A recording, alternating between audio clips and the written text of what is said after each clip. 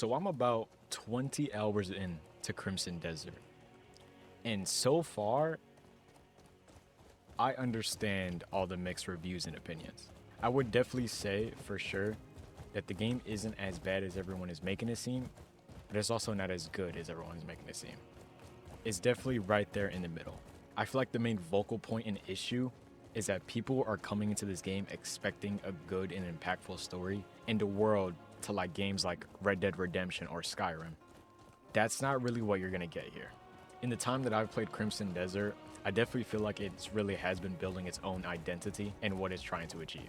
If you were to come into this game looking for an action sandbox game, you're gonna leave pleased. But if you're coming in here looking for an impactful story, I recommend going somewhere else. Because the story in this game is honestly non-existent, but I wasn't really looking for a story in the first place.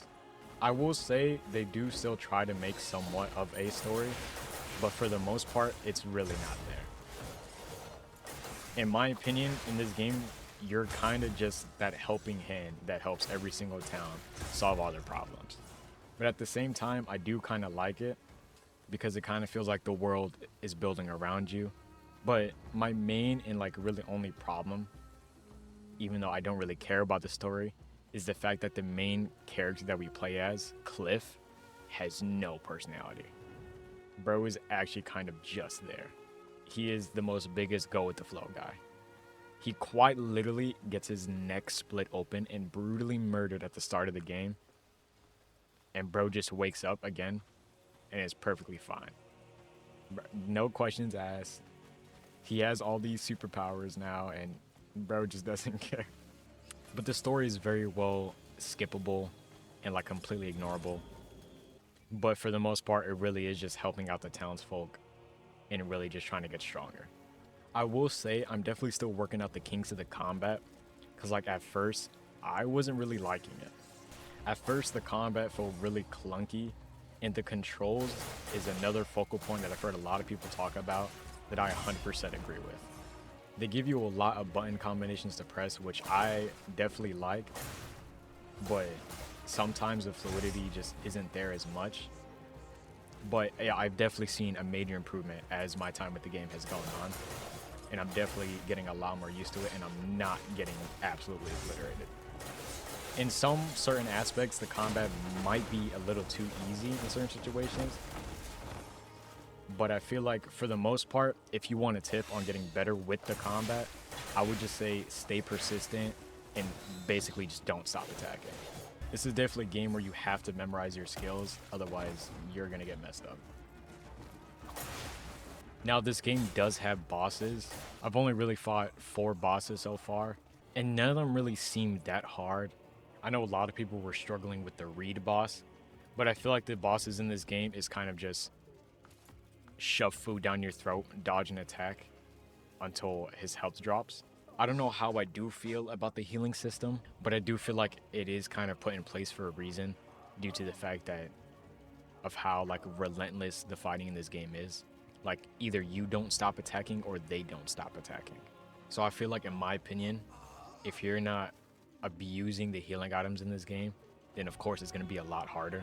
Like I'd probably hate the Reed boss right now, but you just keep shoving food down your throat and you'll be all right. The game does have a lot of skills to offer, but in all honesty, based off what they showed in the trailers, I did expect more skills. And there is other characters. There's 3 characters in total that you can play from. But I'm pretty sure as of right now, from what I've heard, there isn't really any point in playing the other characters, that it's for the most part kind of just a waste of time. But I believe that the developers are going to be working on that to make it more useful to play other characters and meaningful. Because as of right now, the other characters just seem like a system they wanted to implement but didn't fully deep dive into. Which I'm kind of okay with at the same time, because I do feel like this is one of those games where you don't need multiple characters. But this game has so many different gameplay elements. Like there's so many different things you can do. You could go mining, you can chop down trees, you can build a base.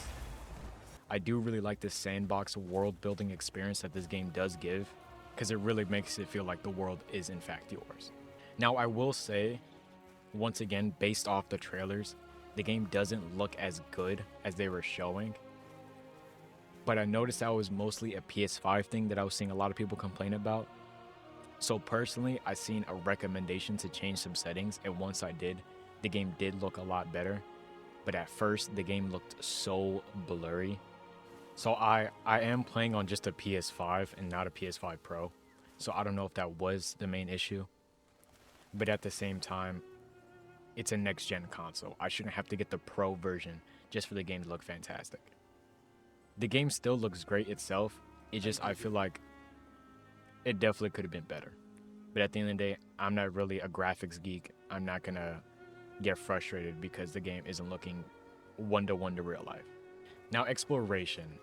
I am a big fan when it comes to exploration, and it is something I genuinely look for in games. Discovering stuff on your own has always been a good itch of mine. This game's exploration is good, but it isn't as good as they were making it seem.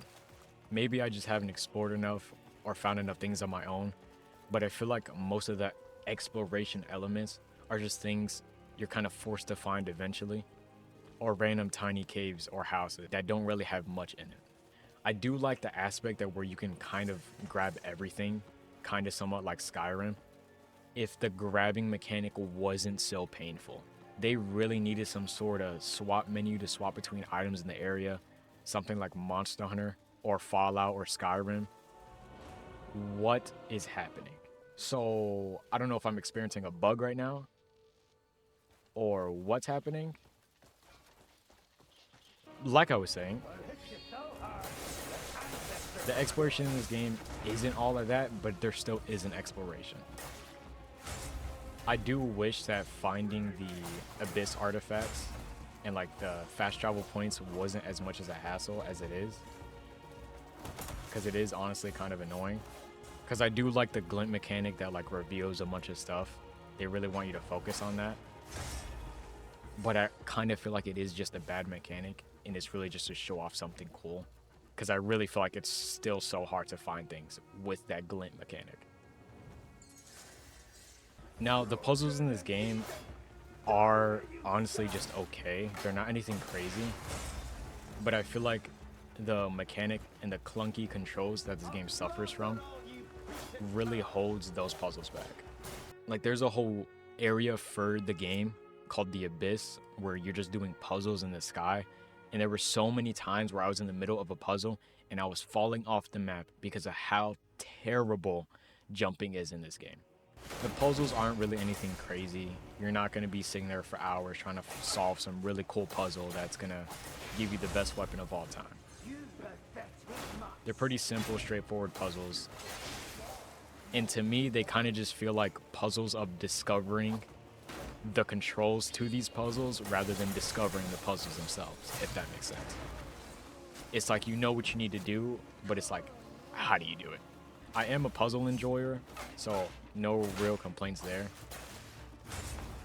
And I would see people probably getting annoyed, or even myself getting annoyed, if I was sitting on a simple puzzle for hours. So I'm okay with the puzzle difficulty. Now, I'm usually not the biggest hater when it comes to no hand-holding. I do think it's a good aspect to have in games, but I feel like a game like this that has so many different mechanics and so many things to offer, you at least should explain most of these mechanics. Like, this game has so many things you can do, and most of it is so unexplained. Like, there is a lot of things that I would have never found out if I didn't see a video or a TikTok. And I understand that is the point of discovery, but some of these things drastically improve the gameplay and help the gameplay itself. Now, my main issues with the game aren't a lot. Like, I'm still having more and more fun as the game goes on, and it is honestly getting more addictive.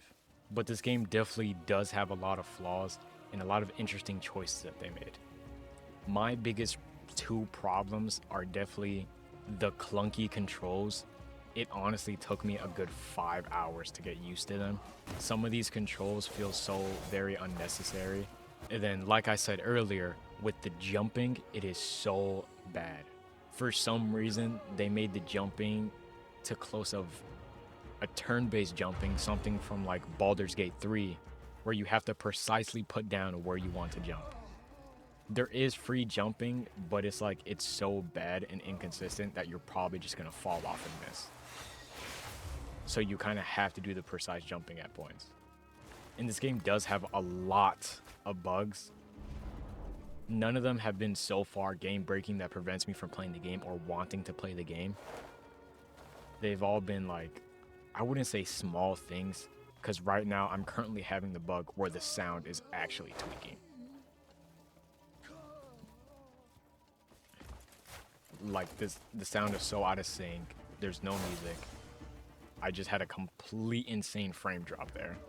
I've had bugs where I have to completely stop moving for a few seconds due to the fact that I was moving too fast into the new area. So I had to stop moving. Those were probably the two most common bugs, is running out of sound and just having to stop for a good minute because the area is still loading. These are things that I run into frequently. But then again, I'm not someone to complain about small bugs like this. If it's not preventing me from playing the game, I usually don't care. Now, let's say later down the line they still don't fix it, then that's a different story. But they have shown that they're on top of bugs and really listening to the community feedback, with the fact that everyone was complaining by the fact the game started off and we didn't have a private storage, but thankfully now we do. And then that other thing from earlier in the video, I don't know if that was a bug or not, or what that was. I'd assume it was a bug and that wasn't intentional, because that was weird. This game definitely does have a lot of immersion breaking bugs, which if immersion in games is a big thing for you, you are going to have that problem. But I feel like if they were to simply fix these...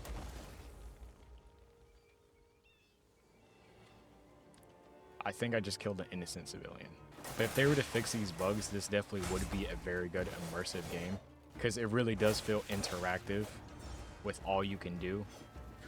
Now, another big focal point that I heard a lot of people talking about, which was one of the few complaints that I was like, okay, that's fair, was that there's so many NPCs in the game, but you can't really talk to any of them. If you try talking to them, you get a, hey, how's your day going? That's it. And I'm not gonna act like I didn't think it was gonna be one of those games where you could really interact with NPCs and have like a full conversation. I feel like that's kind of how they were making it seem in some sort of way. But unless it's really for a quest, you can't really interact with NPCs for the most part. Now, I will say there definitely isn't a lot I'm touching up on them, because this game does have so much to offer, such as mounts, pets, summons, your campsite on how like many houses you can build. This game has so much to genuinely offer, but I did just want to make this quick refresher guide based on how I feel about the game in my 20 hours of gameplay so far. I did come into this game with pretty high expectations, I would say. Were all those expectations met? No, not at all. But am I disappointed? Definitely not. This game is still a fun game at the end of the day. And I do feel like it is one of those games that as you play, it gets better and better and better. And I'm a sucker for just seeing your character get stronger and stronger and stronger as the game goes on. So if you're just looking for a chill action sandbox game, I would definitely recommend this game to you.